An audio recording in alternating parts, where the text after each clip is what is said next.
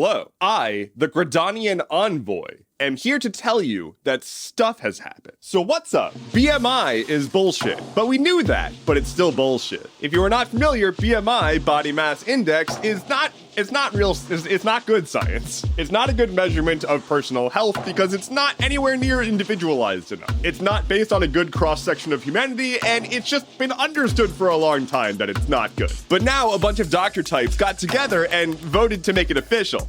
BMI sucks. The American Medical Association got together and voted overwhelmingly to adopt a policy that just says, like, stop using BMI. More specifically, it says to stop using it over time because we don't have like an immediate replacement, especially for calculating population stats at scale. Like we don't have a good replacement for it yet. That doesn't mean it's good. We're going to look for something better. So doctors are being advised to just calm it down with the BMI stuff. Speaking of medical science, a research professor at the University of Cambridge, California, has created the first synthetic human embryo. An embryo that was created without an egg or sperm. Instead, it used cultured cells from another embryo and stem cells. And a whole bunch of magic that I don't understand. Sort of a swirly, sciencey magic, but a magic nonetheless. To be abundantly clear, no one is proposing that we grow this into a full human, but it does raise a lot of ethical questions. Like a lot of that, whoa.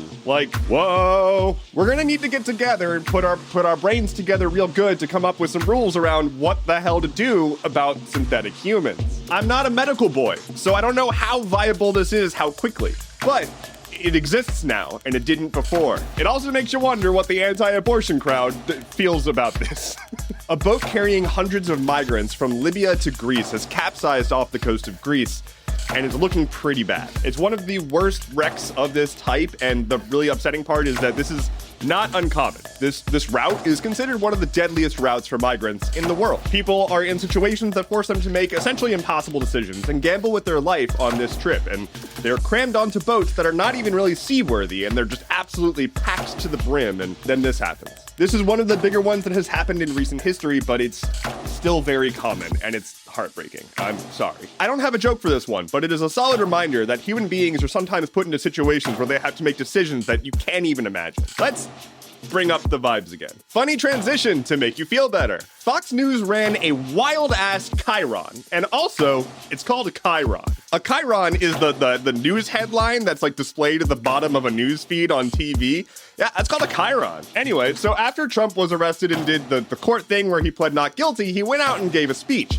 And simultaneously, Biden was giving a speech elsewhere. Fox News did a split screen of this, and when they pulled Biden in, they ran the following chyron. Wannabe dictator speaks at the White House after having his political rival arrested. They took it down after a bit, and the Washington Post contacted Fox News and was like, what the fuck? And Fox's response to Washington Post's investigation was, we've addressed it. No further comments. Now, Fox News sucks and all, but I have no grounds to hate, because that sounds exactly like something that I would say on this show. But I am not a multi-billion-dollar network under journalistic scrutiny. I'm just a goober. On this day in 1976, the Soweto uprising began in South Africa. It was a 2-day protest-turned-massacre pushing against the apartheid state. 10 to 20,000 black students marched peacefully in protest of being forced to use a different language in school to further the apartheid divide. The government wanted to make sure that black and white people were speaking different languages, just to keep them separate. And so these students were like, what the hell? And started to protest the unjust orders from the state. Cops showed up and released their trained dogs after the students.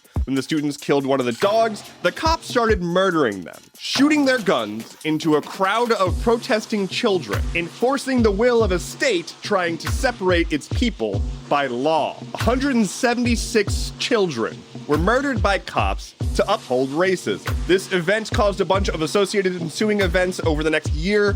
About 600 people are said to have died in related situations. This sent the country into political and economic turmoil and drew condemnation from everyone. At the time, it was the law that you were not allowed to photograph what police were doing, but some really brave journalists did that anyway. I've linked a documentary in the newsletter version of this show. I recommend you go watch it. Lightning round. A man shot himself in the leg while he was asleep because he dreamt about a home invader and had a loaded gun at his bedside. Wage theft remains a massive issue in the United States.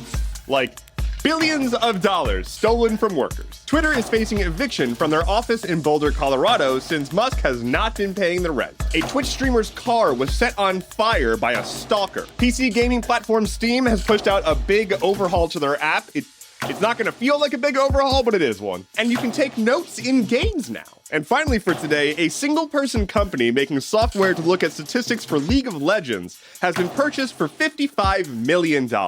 I want $55 million. Thank you so much for listening to today's episode of Stuff Keeps Happening. Head to stuffkeepshappening.online for sources, bonus content, and a graduated cylinder.